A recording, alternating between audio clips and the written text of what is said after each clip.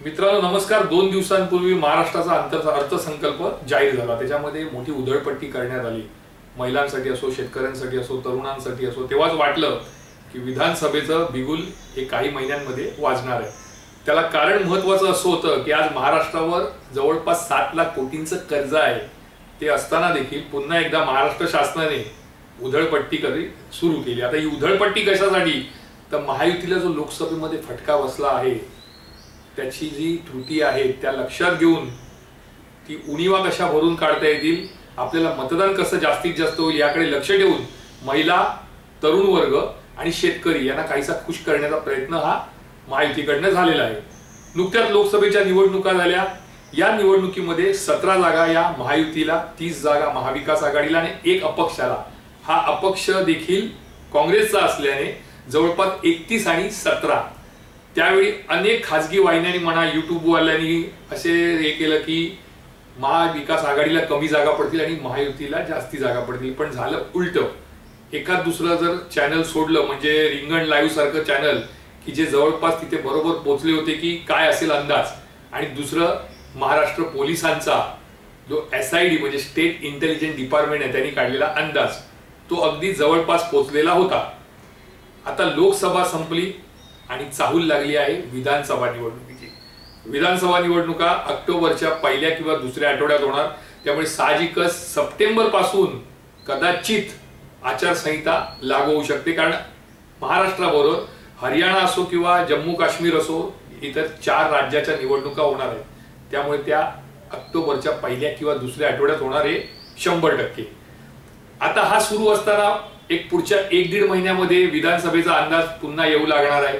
काहींनी आधीच तो अंदाज काढलाय लोकसभेच्या जागा बघून। लोकसभेचा जर अंदाज पाहिला तर महाविकास आघाडीला 158च्या आसपास जागा पडतील आणि महायुतीला 125 जागा पडतील असा अंदाज अनेक वाहिन्यांनी वर्तवलेला आहे। त्याचं वर्गीकरण त्यांनी असं केलं की भाजपला 2019ला ज्या 105 जागा पडल्या होत्या तिथे 62 जागांचं नुकसान होऊ शकतं।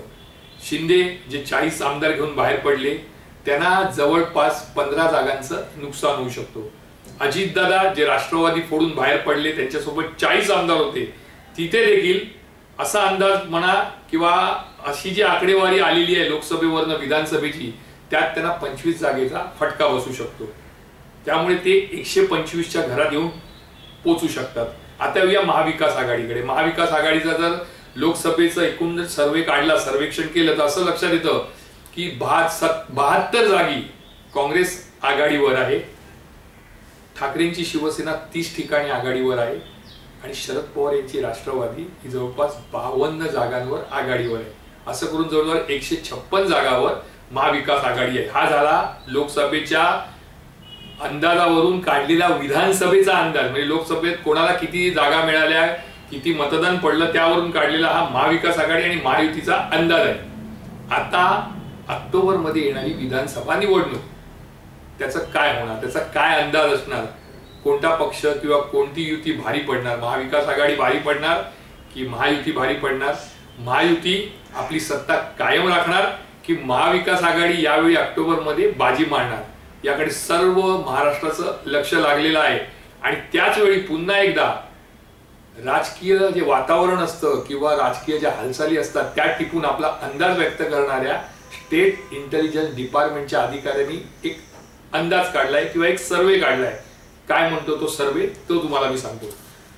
त्यांचं म्हणणं असं आहे की महाराष्ट्रामध्ये ऑक्टोबर मध्ये जर निवडणुका झाला आणि या जो लोकसभेचा ट्रेंड आहे तोच जर कायम राहिला येणाऱ्या विधानसभा निवडणुकीमध्ये, तर 288 जागांपैकी महायुतीला 122 ते 124 जागा मिळू शकतात। ते करताना त्यांनी फॉर्म्युलाही म्हणजे अंदाज बांधलाय फॉर्म्युलाचा। त्यांचं म्हणणं असं आहे की भाजप 155 ते 160 जागा लढवू शकेल, शिंदेची शिवसेना 60 ते 65 जागा, अजितदादा पवार यांची राष्ट्रवादी 50 ते 55 जागा आणि 8 ते 10 जागा या छोट्या मित्रपक्षांना सोडल्या जाऊ शकतात किंवा अजितदादा आणि शिंदेच्या थोड्याशा 2-5 जागा कमी करून त्या जागा मित्रपक्षांना दिल्या जाऊ शकतात।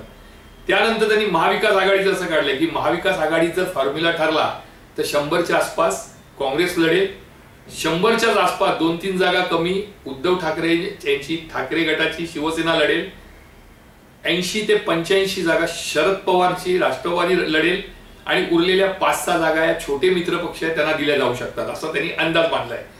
मग हा अंदाज बांधताना जो सर्वे काढलाय त्यानुसार आता जर ऑक्टोबर मध्ये निकाल लागला तर काय असू शकते अंदाजी स्थिती. आता ही 3.5 महिन्याआधी आहे, त्यानंतर काही फरक पडू शकतो किंवा काही रणनीती जर वेगळी आखली जाऊ शकते तर 5-10 जागा इथे तिथे होऊ शकतात. पण तरी देखील स्टेट इंटेलिजन्स डिपार्टमेंट म्हणजे पोलिसांचा जो अंदाज आहे त्यानुसार ऑक्टोबर मध्ये 288 पैकी महायुतीला 122 ते 124 जागा पडू शकतात. त्यापैकी भाजपच्या पारड्यामध्ये 75 ते 80, शिंदेना 25 ते 26 आणि अजितदादांना 18 ते 19 जागा महाराष्ट्रात पडू शकतात. त्यानंतर महाविकास आघाडीला 157 ते 158 जागा मिळू शकतात. त्यानुसार काँग्रेसला 70 ते 71 जागा, ठाकरे गटाला 35 ते 38 जागा आणि पवार गटाला 50 ते 52 जागा मिळू शकतात. राज ठाकरे यांच्या मनसेला 2 ते 3 जागा आणि अपक्ष आणि इतर छोटे पक्ष यांना मिळून 6 ते 7 जागा असा हा अंदाज काढण्यात आलेला आहे स्टेट इंटेलिजन्स डिपार्टमेंट. याचा अर्थ आजची जर स्थिती बघितली आणि ही स्थिती जर कायम राहिली, याच्यात जर काही फरक महाराष्ट्रात पडला नाही तर निश्चितपणे महाविकास आघाडीला मोठा फायदा होणार आहे. नुकसान जे सर्वात जास्त होणार आहे ते भाजपचं होणार आहे, शिंदे गटाचं होणार आहे आणि अजितदादांचं होणार आहे. हा अंदाज काढताना त्यांनी आणखीन एक अंदाज काढलाय, तो म्हणजे मनसेचा आणि वंचित आघाडीचा. मनसे जर महायुती सोबत गेली आणि वंचित आघाडी जर वेगळी लढली तर महायुतीला 12 ते 13 जागांचा फायदा होऊ शकतो आणि तितकंच नुकसान महाविकास आघाडीचं होऊ शकतं. मात्र जर वंचित आघाडी ही महाविकास आघाडी सोबत गेली जी शक्यता कमी वाटते, पण जरी वंचित आघाडी जर महाविकास आघाडी सोबत गेली तर महायुतीला 10 ते 12 जागांचा फटका आणि महाविकास आघाडीला आणखीन 10 ते 12 जागांचा फायदा होऊ शकतो असा अंदाज वर्तवला गेलाय. हा सगळा अंदाज वर्तवला जाताना त्यांनी लोकसभेच्या पूर्वीची जी स्थिती होती त्याचा अभ्यास करून त्यानंतर लोकसभेच्या निवडणुका ज्या पार पडल्या तिथे जी मताधिक्य पडलं ते लक्षात घेऊन स्थानिक लोकांशी, स्थानिक नेत्यांशी, स्थानिक सामाजिक संस्थांशी चर्चा करून हा त्यांनी अंदाज काढलेला आहे. त्यांच्या एक गोष्ट लक्षात आली आहे की महायुतीला जो फटका बसलाय तो भाजपमुळे सर्वात मोठा बसला. त्याला कारण असं आहे, भाजपने जे फोडाफोडीचं राजकारण केलं, ईडी, सीबीआय, इन्कम टॅक्स याचा जो गैरवापर केला आणि फोडाफोडी केली, म्हणजे शिंदेला फोडलं, अजितदादांना फोडलं, ते लोकांना आवडलेलं नाही आणि त्यामुळे लोकसभेला सर्वात मोठा फटका हा भाजपला बसला. विशेषतः ग्रामीण भागामध्ये भाजपला मोठा फटका बसला. हाच जर ट्रेंड तसाच राहिला, लोकांच्या मनात आजही हा विचार असेल की भाजपने जे काही केलंय ते चुकीचं केलेलं आहे, भाजप फोडाफोडी करते, भाजपने ईडी, सीबीआय, आयटीचा जो वापर केलाय तो चुकीचा केलाय, असं जर लोकांना आजही वाटत असेल तर येणाऱ्या विधानसभा निवडणुकीत महायुतीपेक्षा महाविकास आघाडीला अधिक जागा मिळतील आणि कदाचित महाविकास आघाडीची सत्ता येऊ शकते असा अंदाज स्टेट इंटेलिजन्स डिपार्टमेंट जे पोलीस खात्याचं आहे त्यांनी वर्तवलेला आहे, त्यांनी तो अंदाज काढलेला आहे. त्यामुळे आता येणाऱ्या काळात म्हणजेच ऑक्टोबर महिन्यात कळेल, कारण अजून 3 महिन्याचा गॅप आहे या सर्व गोष्टींमध्ये. या 3 महिन्यामध्ये महायुतीकडनं कशी रणनीती आखली जाते, लोकांची कशी कामं केली जातात, लोकांमध्ये जो रोष आहे, संताप आहे तो कमी करण्याचं काम महायुती कसं करणार, त्या उलट आपल्या बाजूने जो लोकांची सहानुभूती आहे, कौल आहे तो कायम ठेवण्यासाठी महाविकास आघाडी काय करणार हे पाहणं अतिशय उत्सुकतेचं ठरणार आहे. पण इतकं निश्चित की ऑक्टोबर मध्ये जी विधानसभेची निवडणूक होईल ती रंगतदार आणि अटीतटीची होणार हे 100%. मी अमित जोशी पुन्हा एकदा पुढच्या रविवारी नवा विषय घेऊन तुमच्या समोर येईल. तोपर्यंत तुमची रजा घेतो. जय हिंद, जय महाराष्ट्र.